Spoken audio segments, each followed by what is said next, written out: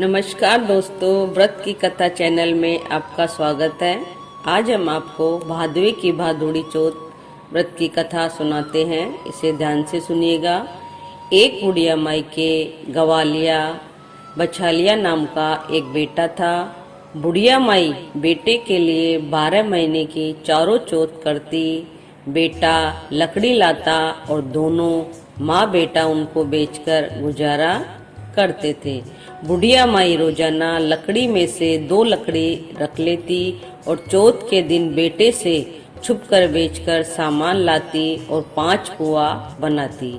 एक पुआ गणेश जी, एक चौथ माता को चढ़ाती, एक ब्राह्मण को देती, एक आप खाती, एक बेटे को खिलाती। एक चौथ के दिन बेटा अपनी पड़ोसन के घर गया। वो पुआ बना रही थी।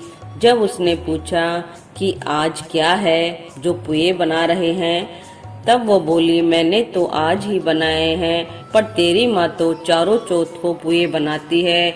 उसने जाकर माँ से पूछा, माँ तू रोज पुए बनाती है? मैं इतनी मेहनत से कमाता हूँ।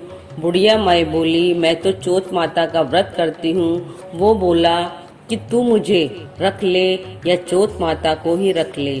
बुढ़िया माई बोली, मैं तो तेरे लिए ही चौथ करती हूँ, सो मैं तुझे छोड़ सकती हूँ, पर चौथ माता को नहीं। जब बेटा घर से जाने लगा तो बुढ़िया माई बोली, तू जा रहा है तो मेरे हाथ में से ये आखा ले जा। जहाँ संकट आए वहीं पर पूर देना। बेटे ने सोचा, बात तो झूठी है, पर ले चलने में क्या बुराई है।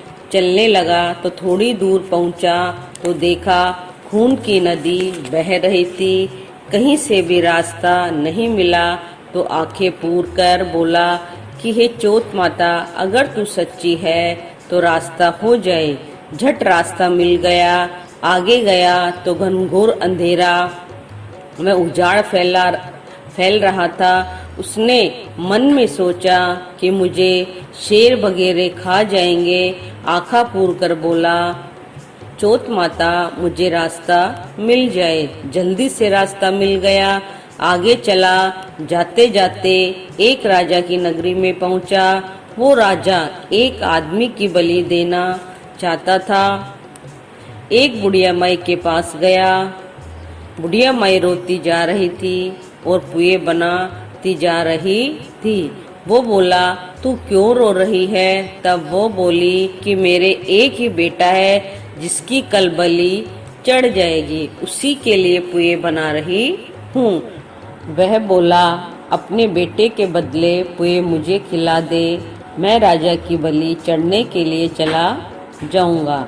माई ने उसे पुए खिला दिए। राजा का संदेश आया तो माई ने सोचा कि दूसरे के बेटे को मैं कैसे भेज दूं, पर शोर सुनकर उसकी आंख खुल गई। वो राजा के आदमियों के साथ चला गया। उन सब ने मिलकर उसे हाव में चुन दिया और वो आँखा पूर कर हाव में बैठ गया। 3 दिन में ही हाव पक गया। हाव के पास बच्चे खेल रहे थे। उसमें से आवाज आई।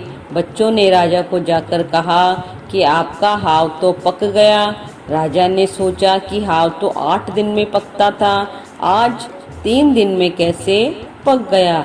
जाकर देखा तो सोने चांदी के कलश हो गए। अंदर से आवाज आई, धीरे से उतारो, अंदर आदमी है। राजा के आदमी डर गए कि अंदर कौन सा भूत दैत्य आ गया। जब वो बोला, मैं तो वही आदमी हूँ जिसे तुमने चुना था। देखा तो अंदर हरे हरे ज्वारे उग रहे थे। उसको राजा के पास ले गए।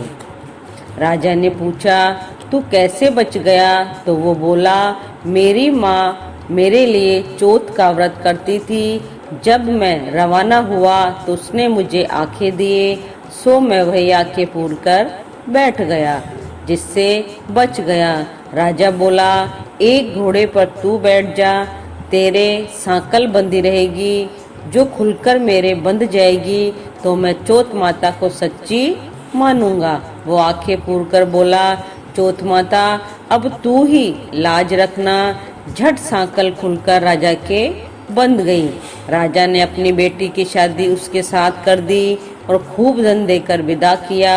पड़ोसन बोली, माई तेरे बेटे बहू आए हैं। छत पर चढ़कर देखा तो सचमुच बेटे बहू आ रहे थे।